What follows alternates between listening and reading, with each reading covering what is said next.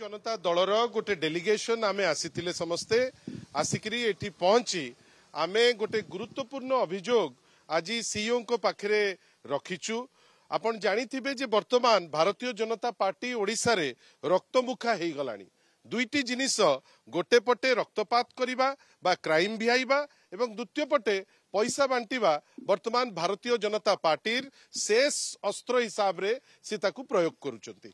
आपण माने समस्ते जानिचंती जे संबलपुर संसदीय क्षेत्र रे जोठू तांकर नेता धर्मेंद्र प्रधान ठिया होइचंती पूरा व्यापक भावे गतकाली रेंगाली रे रक्तपात लोकंकु जानिकरी जाइकरी हानिले एवं से रक्तपात विषय रे मध्य बिजू जनता दलर डेलीगेशन आसी सीएम को पाखरे आमे हमर अभियोग दाखल करिथिलु। आशा करूचु ता ऊपर एक्शन निश्चित भावे खूब शीघ्र निया जिवो। आजी आमे जो जिनिसो पे आस्तिलु आपण देखंतु जेतबेले लोकंक मत हासिल करि पारु नाही भारतीय जनता पार्टी से जानी सुनिकरी लोकंकु भयभीत करिबा पई चेष्टा करूची।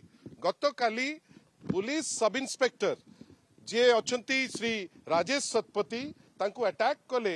अगस्ती बेहरा जे छेंडीपदार बीजेपी प्रार्थींकर जे सहयोगी माने जानी सुनिकरी गोड़े तुड़े अटैक कले तांको संगे रक्तपात कले एवं तांको अटैक करिकरी फोपाड़ी दे गले। परवर्ती अवस्था रे तांको निया जाइकरी हॉस्पिटल रे वर्तमान ट्रीटमेंट करा जाउची। बंधुगण खाली आमे एतिकी कहलु सीएम को पाखरे जे वर्तमान छेंडीपदा हो रेंगाली हो संबलपुर प्रॉपर हो विभिन्न जगह रे धर्मेंद्र बाबू चेष्टा करूचंती क्राइम मैक्सिमम भिआइबा पाई।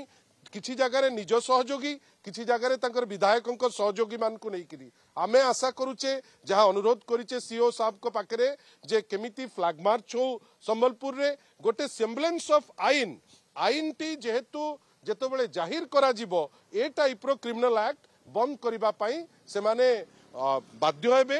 गोटे दृष्टांतमूलक एक्शन केमती नेबे बेली आमे अनुरोध करिचे। सीओ साहेब स्पष्ट भावे कहिसंती जे जो एक्शन आमे आशा करूचे से एक्शन निया जिवो। बंधुगण वर्तमान जेहेतु से माने जानुचंती जे संबलपुर संसदीय क्षेत्र रे हार सुनिश्चित धर्मेंद्र बाबू समस्त नियम कानून को दूर रे रखिकरी वर्तमान क्राइम आ पैसा बंटा को आगे नौचंती। आपण माने आछंती आपन धन्यवाद।